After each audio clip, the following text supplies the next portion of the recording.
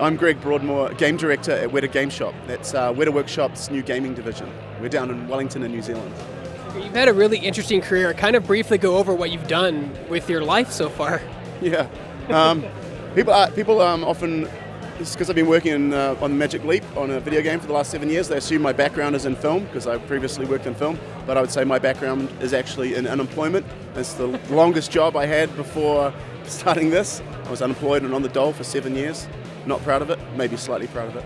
And anyway, but yeah, so I came from actually just being a comic artist and a musician. I played in punk rock bands and stuff. And then very luckily for me, along that path of unemployment, Peter Jackson started making Lord of the Rings, and I heard about Weta Workshop, and it's like, God damn, someone had to draw those monsters. I like drawing monsters, so I sent in a folio and got a job there. So I've been at Weta Workshop for maybe 17 years now. And then, yeah, about 8 or 9 years ago, we met this chap, Rony Abovitz, who proposed this insane idea, I think, of adding that you could wear goggles and then see virtual things in the real world with you, like literally in the world around you.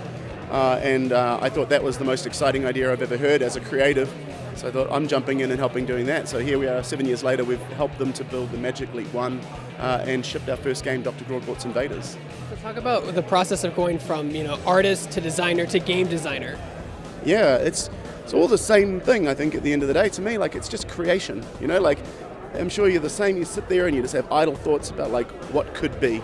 You sit there and you look out and you see something, and you're like, I want to make that happen. How do I make that happen? And I've just always done it with whatever tools are at hand, or write down ideas, or I draw a comic, or I distill that into a piece of music or lyrics or whatever. And then, and I played games my whole life, so it's just like, well, there's just another avenue to do the same thing. The technicalities are always different, but the genesis of it is the same. You just have an idea and you want to bring it into the world. So it's just creation, and the rest is brute force and hard work. So VR and AR both hit the market so relatively at the same time, and there's a lot of buzz around them. What made you decide to gravitate toward AR? Really, I'm inspired. Like I've talked in my talk yesterday about how in my entire life I really have just been captivated by the jumps in technology and video games. Every time there was another generational jump, I just get super excited by as we moved when the PlayStation 1 came out, or the Nintendo 64, like holy crap, now this amazing stuff that we can do, we can unlock all this new potential. That, to me, those boundary shifts have always been so exciting about video games.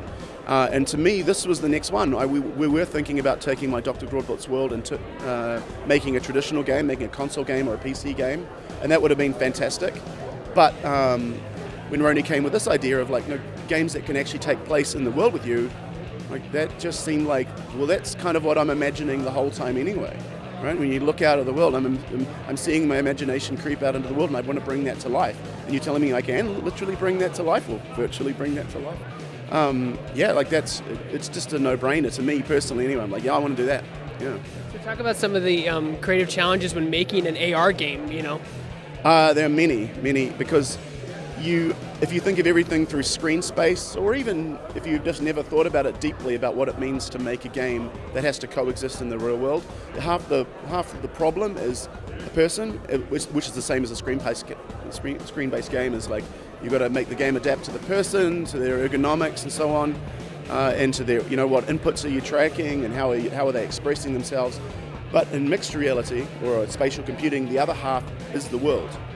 And you really have to think carefully about how does your story, your experience of fiction, how does it inhabit that world? How does it procedurally adapt to the world? How does the user, and because you don't want it to be, if you're making a video game and you want anyone to be able to use it, it needs to be as agnostic to the space as possible. Or perhaps it wants to be specific. Maybe you want to make a game that knows that, it's talking about a certain subset of objects. Maybe it's a game that takes place in a kitchen. And so, you have to think about those things. So the real world is the other half of the problem. And so that's a mindset shift. When you design a video game on a screen, you control every aspect of it. You build the levels, and you build the levels with metrics that relate to the character movement and so on, you don't have that freedom in the real world. The real world is just the real world. It will be what it will be. And so you have to be as flexible as possible. And there are just a litany of other game design challenges that need to be rethought, because they are happening to you in first person, in a much more literal sense. We see a lot of transmedia nowadays, comic turn movie, turn TV show, turn video game. You think this seems like it would be a good IP for that? Yeah, absolutely. The Dr. G world is so rich and so much fun. I absolutely want to explore it in other areas. I think my key focus will be in spatial computing with Magic Leap because it's just the most fun. But I really would love to see. I've been talking a lot about television and film, but we're also releasing a new set of comics coming up soon, which I've co-authored with my friends Andy Lanning and Ron Mars, who also work at Magic Leap. So we're doing a bunch of stuff on that side that I would really like to expand the frontiers of what we're doing with the fiction. Yeah. So when does your game come out, and where can people find more information about it? So Dr. Grawlit's Invaders is out now. In fact, we just released our latest update for it, which adds a host of accessibility features, which we're really proud of, because I think we're some of the first in the world perhaps to do that in spatial computing. We added subtitles, which sounds silly, but have you ever asked a question of what are subtitles in the real world? Well, we had to try and figure that out, and I think we had a damn good crack at it. We added features for people who might be wheelchair bound or might have limitations with their limbs and so on. We haven't solved everything, but we've had our first crack at trying to make a mixed reality game, which is for a person that can move anywhere in any space and make it just adapt to a larger audience. So yeah, we're excited about that. And the game, it just looks and plays fun, and having it happen in your real world with you is just neat. So I'm excited for more and more people to see it. Do you have a website they can go to read about your game more, or your universe you've created? Yeah, so the game is out now for free if you have a Magic Leap one, so you can just download it off the store at ML World within your device. And if you want to find out more on the web, you can go to magicleap.com/experiences/invaders.